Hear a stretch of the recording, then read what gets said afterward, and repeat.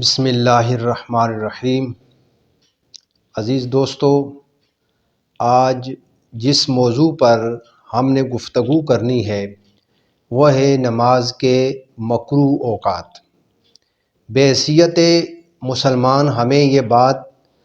اچھے طریقے کے ساتھ معلوم ہونی چاہیے کہ وہ کون سے ایسے اوقات ہیں کہ جن میں انسان نماز نہیں پڑھ سکتا ہے، یا جن اوقات میں نماز پڑھنا مکروہ ہے، یا جن اوقات میں نفل نماز پڑھنا جو ہے یہ مکروہ ہے۔ تو اس طرح کے 3 اوقات ہیں۔ پہلے وہ اوقات کہ جن میں ہر نماز جو ہے وہ ممنوع ہے، یعنی نہ تو آپ فرض نماز پڑھ سکتے ہیں،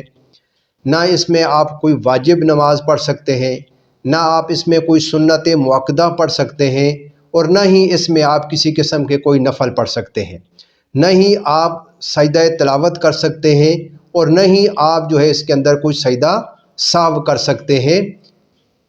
سوائے اس کے کہ اگر اس دن کسی بندے کی عصر کی نماز رہ گئی ہو تو وہ اس وقت کے اندر جو ہے وہ پڑھ سکتا ہے۔ اب وہ کون سے اوقات ہیں کہ جن میں ہر طرح کی نماز، خواہ وہ فرض ہے، واجب ہے، سنت مؤکدہ ہے، نفل ہے، وہ ممنوع ہے، یعنی آپ ان اوقات کے اندر کوئی نماز، نہ ہی کسی قسم کی قضا نماز جو ہے وہ آپ پڑھ سکتے ہیں۔ ان میں سے سب سے پہلا جو وقت ہے جب سورج نکلنے والا ہو، یعنی جب سورج نکلنا شروع ہو جائے تو اس وقت سے لے کر کم از کم 15-20 منٹ تک آپ کسی قسم کی کوئی عبادت نہیں کر سکتے ہیں، کوئی نماز آپ نہیں پڑھ سکتے ہیں۔ تو یہ جو ہے وہ وقت ہے کہ جو کہ ممنوع وقت ہے، اس وقت ہمیں کسی قسم کی کوئی عبادت نہیں کرنی چاہیے، خاص کر کے نماز جو ہے اس کی بات ہو رہی ہے۔ اس کے علاوہ جو دوسرا وقت ہے، ٹھیک دوپہر کا جو وقت ہے، جس کو ہم عرف عام میں زوال کا وقت کہتے ہیں، کہ جب سورج بالکل عین سر کے اوپر ہوتا ہے، اس وقت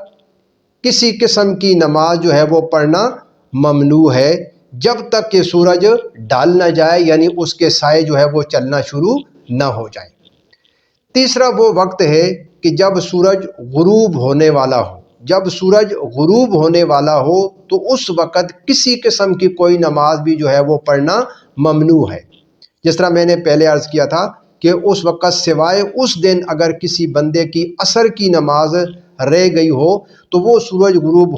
ہونے سے کچھ لمحات پہلے بھی جو ہے وہ ادا کر سکتا ہے، لیکن اتنی تاخیر سے جو ہے وہ نماز کو پڑھنا جو ہے یہ حرام ہے، کہ جس طرح کہ فتاوی عالمگیری کے اندر اور فتاوی رضویہ کے اندر جو ہے یہ بات آتی ہے۔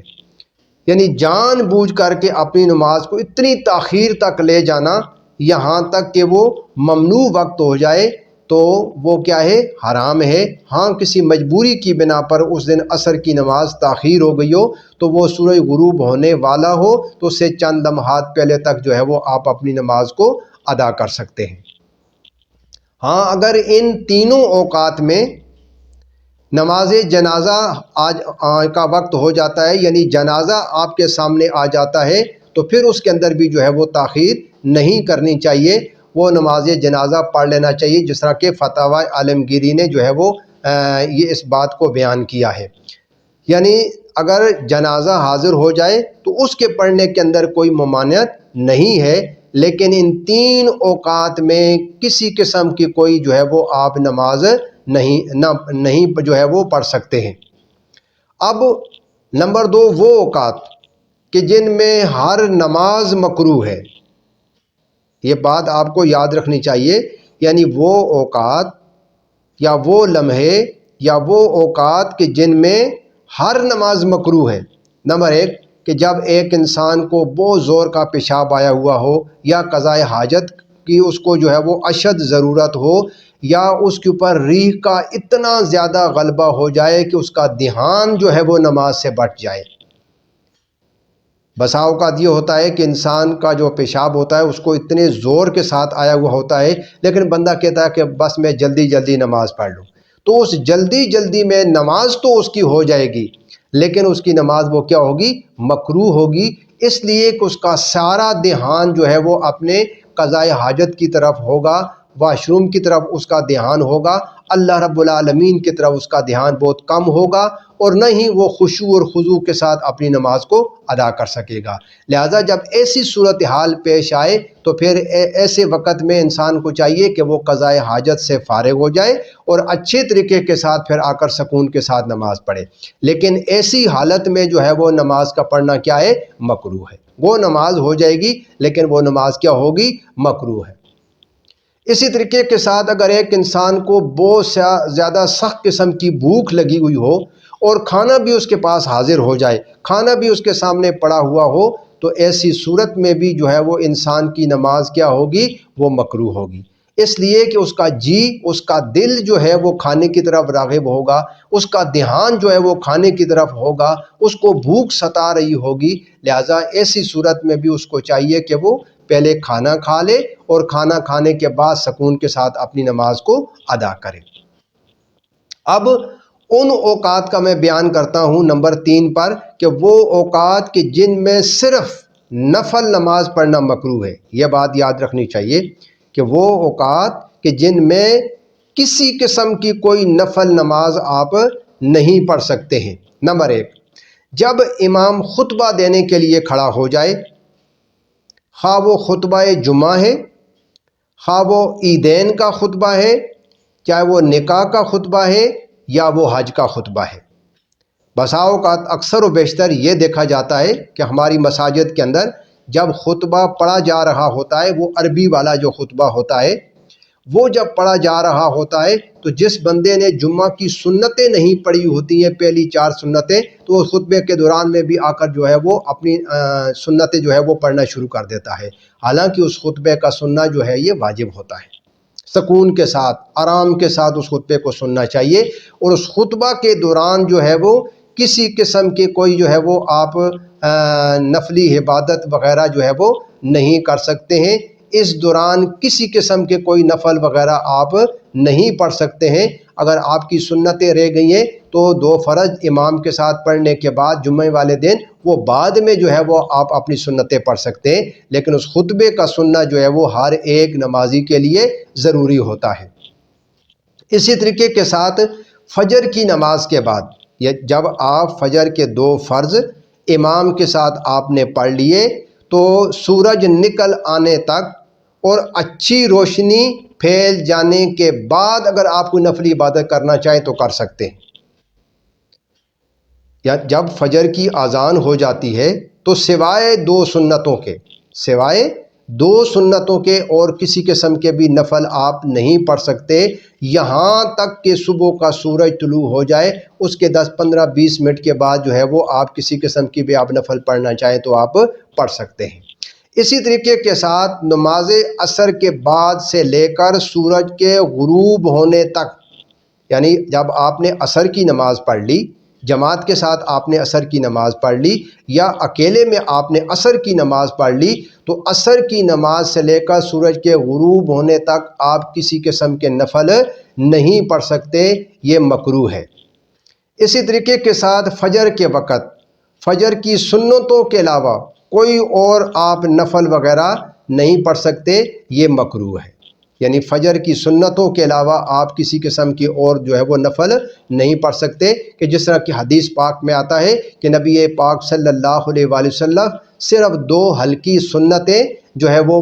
پڑھا کرتے تھے، اس کے علاوہ کوئی جو ہے وہ نفل وغیرہ جو ہے وہ آپ نہیں پڑھا کرتے تھے۔ اسی طریقے کے ساتھ جب فرض نماز کھڑی ہونے والی ہو اور جو مؤذن ہے وہ تکبیر کہنا شروع کر دے، تو جب تکبیر شروع ہو جائے تو پھر اس وقت کسی قسم کے کوئی نفل پڑھنا جو ہے یہ مکروہ ہے، آپ کسی قسم کے کوئی نفلی عبادت نہیں کر سکتے ہیں۔ اسی طریقے کے ساتھ جب آپ نماز عیدین پڑھنے کے لیے جاتے ہیں تو نماز عیدین پڑھنے سے پہلے چاہے گھر میں ہو یا عیدگاہ کے اندر آپ کسی قسم کے کوئی نفل وغیرہ نہیں پڑھ سکتے ہیں، وہ بھی مکروہ ہے، اس لیے کہ اس سے جو ہے وہ منع کیا گیا ہے۔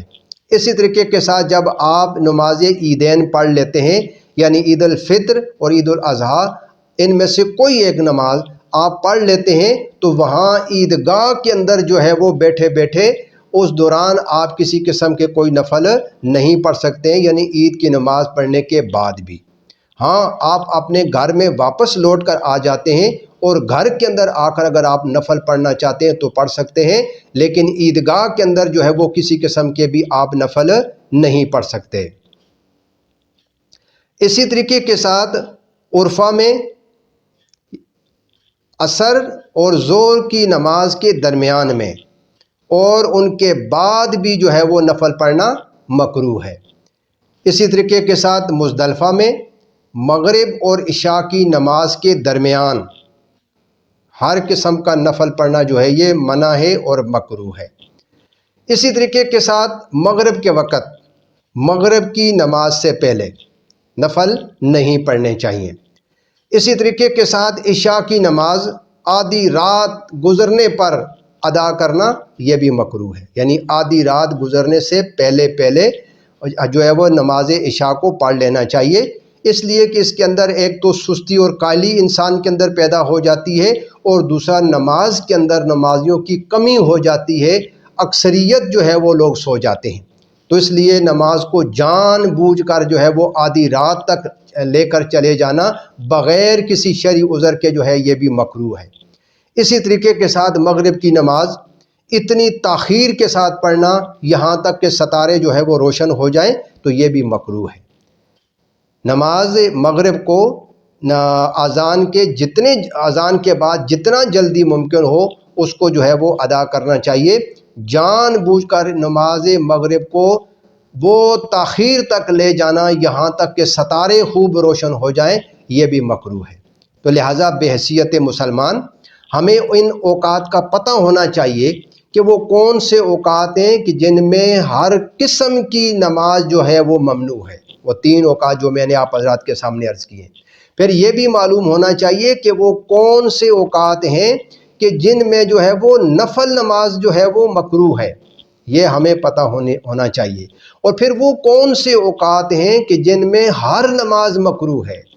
تو یہ تینوں چیزیں بحیثیت مسلمان ہمیں خود بھی جو ہے وہ جاننی چاہیے، اور اسی بات کی تعلیم ہمیں اپنے بچوں کو بھی دینی چاہیے۔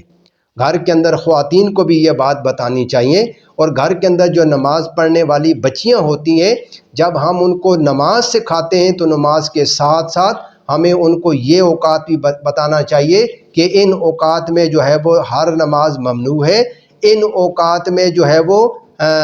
ہر نماز ممنوع ہے، اور ان اوقات میں ہر نماز جو ہے وہ مکروہ ہے، اور ان اوقات میں صرف جو ہے وہ نفل نماز جو ہے وہ مکروہ ہے۔ تو میں امید کرتا ہوں کہ آپ ان تمام باتوں کو بخوبی اچھے طریقے کے ساتھ ذہن نشین کر لیں گے اور ان باتوں کو اپنی عملی زندگی کے اندر لے کر آ جائیں گے۔ تو دعا ہے کہ رب قدوس ہم سب کو ان باتوں کے اوپر کما حق و عمل پر ہونے کی توفیق عطا فرمائے۔ وما توفیقی الا باللہ۔